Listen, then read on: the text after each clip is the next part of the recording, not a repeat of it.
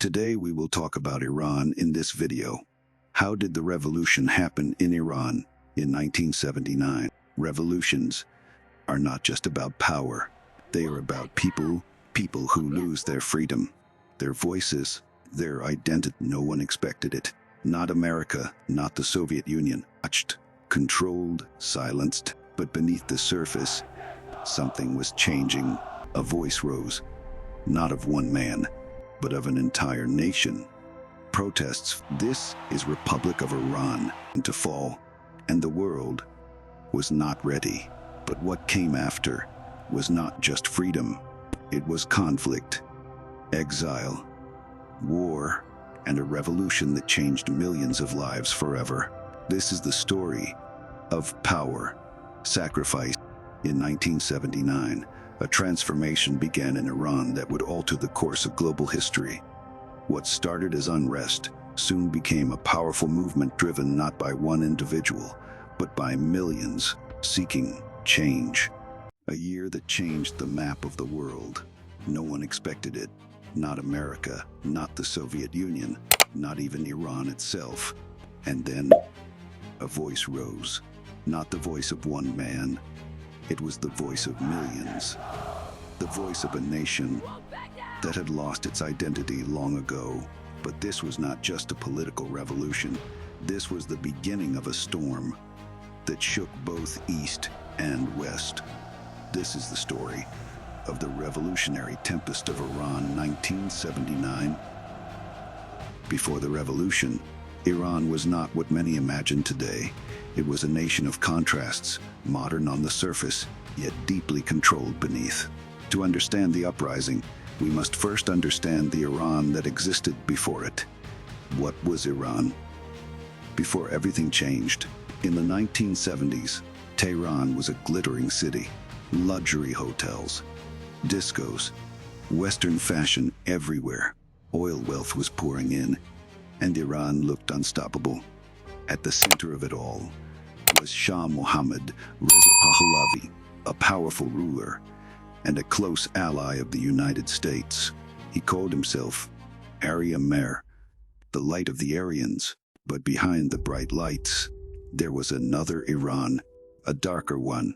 Savak, the Shah's secret police, controlled everything. No one could speak freely. Fear lived in every home. No protests, no freedom, only silence. And beneath the surface, Iran was burning. The people were tired. The students were tired. The religious leaders were tired. And then, one voice rose above the silence.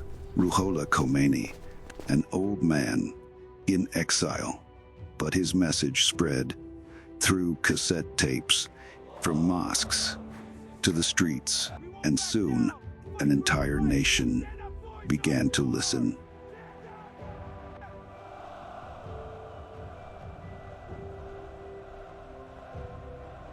Every revolution has a figure who defines it. In Iran's case, that figure was Ayatollah Ruhollah Khomeini, a man seen by some as a savior and by others as a symbol of fear. That old man, Ruhollah Khomeini, just hearing the name brings a silence to friends, a hero to enemies, fear to the world by astonishment. Khomeini first raised his voice in 1963 against the Shah. It was the time of the White Revolution, land redistribution, and voting rights for women. But for Khomeini, this meant something else. The authority of the clergy was being dismantled, and that was unacceptable. He was arrested, exiled to Turkey, to Iraq, to France. But the voice never stopped. The resolve never broke. From Iraq, his sermons returned to Iran, hidden inside cassette tapes. In every home, in every mosque, his voice was alive. And then the moment came, the moment an entire nation had been waiting for.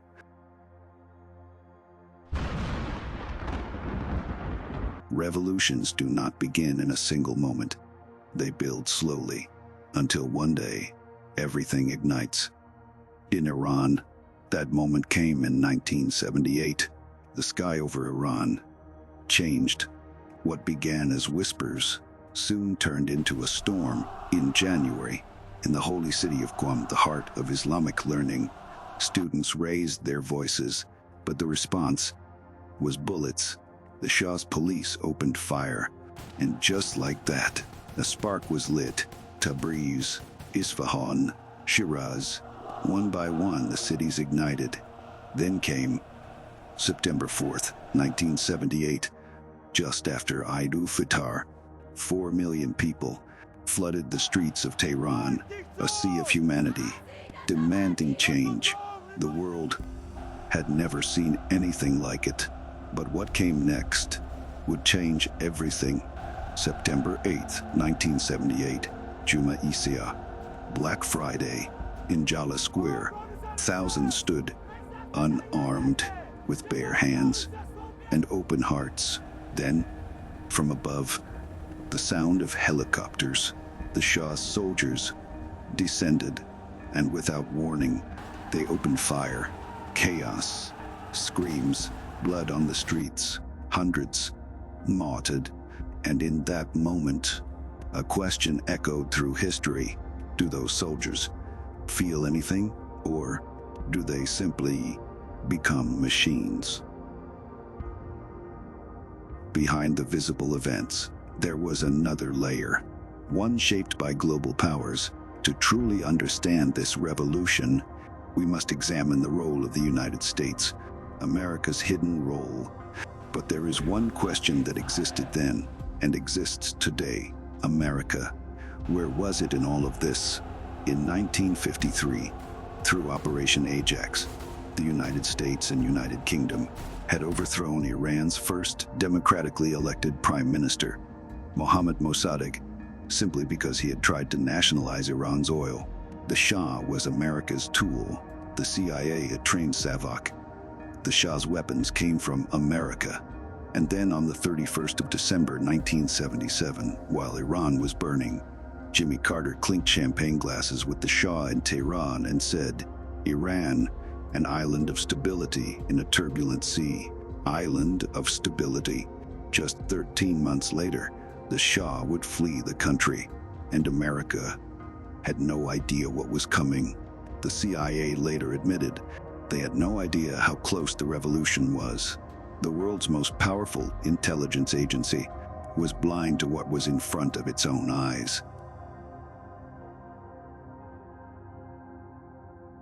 Every ruler eventually faces a final moment. For the Shah of Iran, that moment came in January 1979, a departure that marked the end of an era. The 16th of January 1979, Shah Mohammad Reza Pahlavi stood holding a small piece of soil in his hands, a tiny bit of Iran's earth. Tears filled his eyes. His family, his wealth, his throne, all of it was being left behind, and he knew there would be no return, never. As his plane lifted off Iranian soil, one voice echoed through Tehran's streets. The Shah is gone. The Shah is gone. Millions flooded the roads. Like people freed from prison, they wanted to remember this moment. But they did not yet know that a new era was about to begin. And this new era had its own pain. Just weeks after the Shah left, another figure returned, and with him, the direction of an entire nation changed. February 1st, 1979, after 15 long years, he was coming home when Ayatollah Khomeini's plane touched down in Tehran. What unfolded may never have been witnessed in human history. More than 5 million people flooded the streets. A journalist asked him, "What do you feel returning home?" And he replied, "Nothing, nothing." Those two words have puzzled the world ever since. Did he truly feel nothing? Or was he speaking of something beyond the reach of ordinary human emotion? That man who had no private army, no weapons, no treasury of oil, only a voice, only a resolve, only a belief. And that belief alone had brought an empire to dust. Revolutions often promise freedom, but what follows can be far more complex and sometimes far more restrictive. The revolution's true face, dawn or darkness. But the story does not end here. In fact, this is where another story begins. Many people were part of the revolution: communists, liberals, feminists, nationalists. All together, they wanted to remove the Shah. But when the Shah left, a question remained. Now what? Whose government? Whose system? And then Ayatollah Khomeini introduced a concept the world had never heard before: Vilayat-e-Faqih, the guardianship of the Islamic jurist, the foundation of a system where a supreme religious leader stood above all. In March 1979, barely a month after the revolution, the very women who had marched at the front were now protesting. They said, "We fought for freedom, not a new prison." Leftists were jailed, liberals were silenced, Kurds were suppressed. All those whose vision differed from Khomeini's were pushed aside. One by one, the revolution devoured its.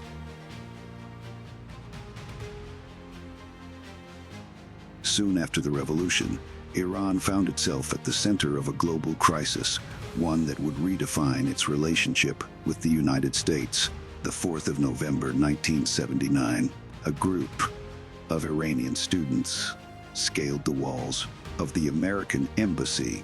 They took 66 American diplomats hostage.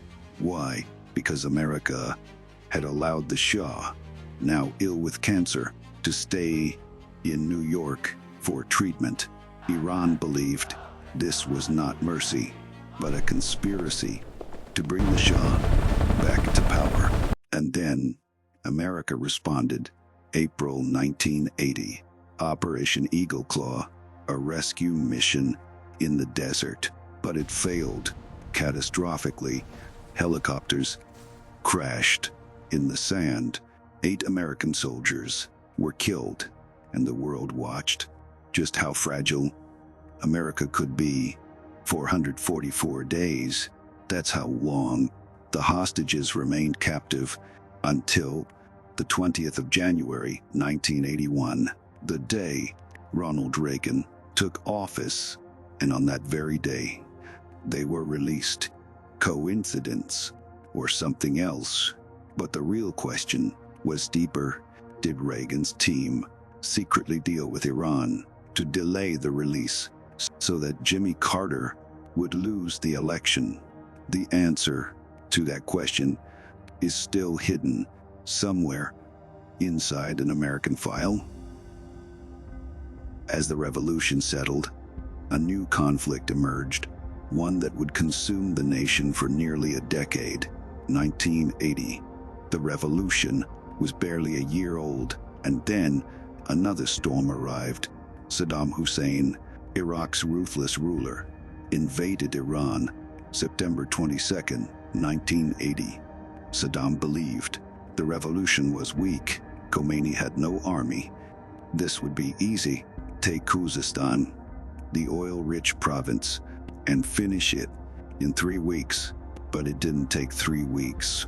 It took 8 years. 8 years of war. More than 500,000 people dead to it from both sides.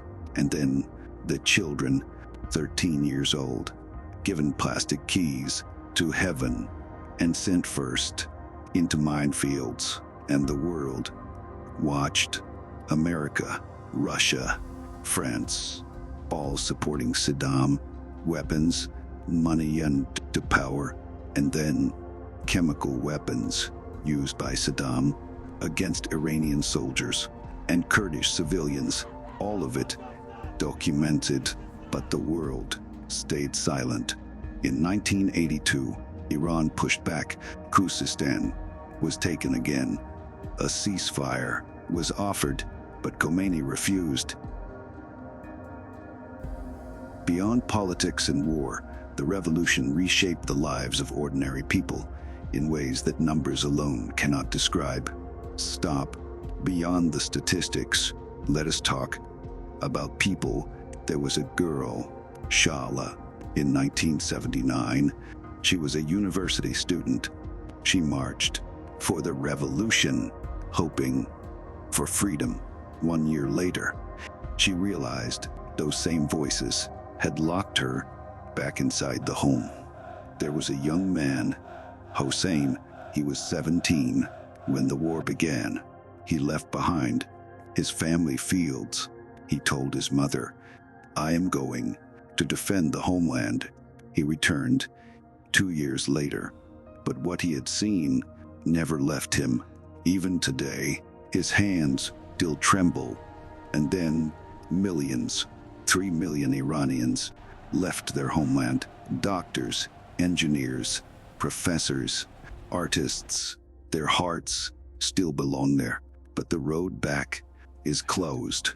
This revolution was not just politics. It was a turning point in millions of lives. For some, a new dawn. For others, a lifetime of darkness. History often records events, but not always the full truth behind them. But what was the truth? The truth locked inside files, hidden in silence. Before the revolution, Khomeini's sermons were broadcast by the BBC Persian service. Some historians say this was no accident, but part of a policy, a calculated move. Even today, in Iran, there are those who believe the BBC created Khomeini, but the truth remains debated, unclear, unresolved. And then, the Shah, once a king, with billions in wealth, wandered in exile from country to country. Egypt, Morocco, the Bahamas, Mexico, New York. No one wanted him, not even the allies he trusted. Power had abandoned him. In 1988, after the war had ended, another shadow fell under Khomeini's order. Thousands of prisoners were executed. Many were leftists, many mujahideen, all within a few months. Some say 5,000, others say 30,000, but the real number remains hidden in darkness. The effects of the revolution did not remain within Iran. They extended far beyond, influencing global politics for decades. Consider this. If the Iran Revolution had never happened, what would the world look like today? December 1979, the Soviet Union invaded Afghanistan, but this was not random. America had lost its strongest base in Iran, and so a new strategy began. The Mujahideen were trained, armed, supported, and years later, those same fighters became the Taliban, and the world knows what followed.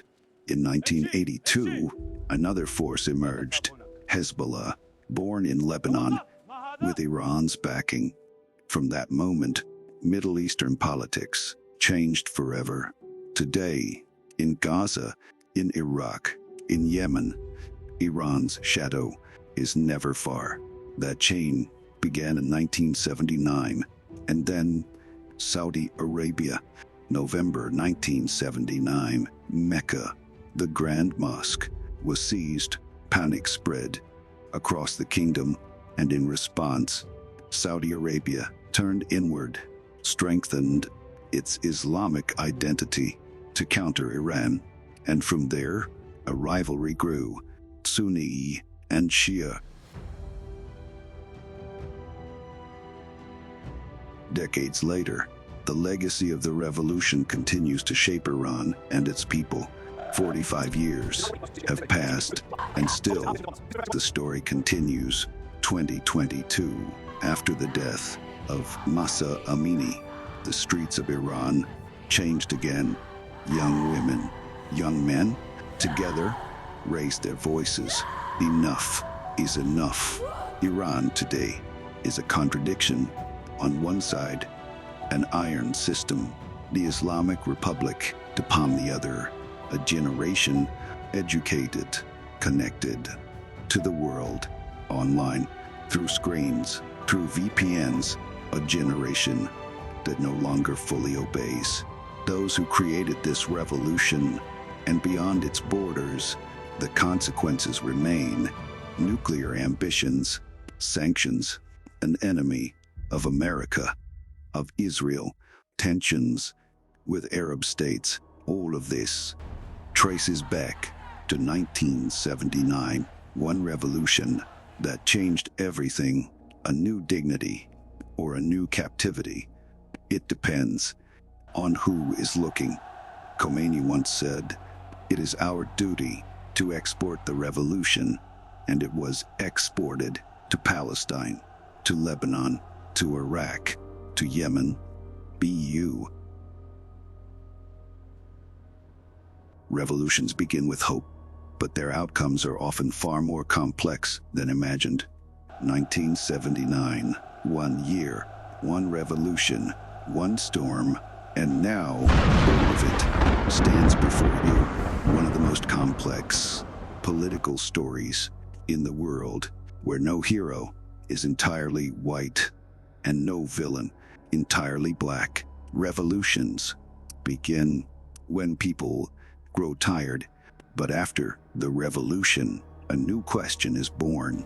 Was this what we wanted? Was what we received worth the sacrifices? Iran won freedom from the Shah, but that freedom came with a price, with pain, with consequences, with depths. Today, Iran stands as a power, nuclear, regional, influential, but within its own borders. The story is not finished, and perhaps this is the truth of every revolution. The dream is one thing, reality is another, but the human spirit never tires, hope never dies. This was the story of a revolution that shook the world. The Iran Revolution of 1979. Keep watching, to keep questioning. To Becca.